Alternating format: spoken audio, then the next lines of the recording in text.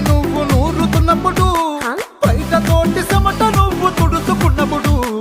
దండాన నీ సొక్కారేస్తున్నప్పుడు నీ ఒంటి వాసన తెగ గుర్తొచ్చినప్పుడు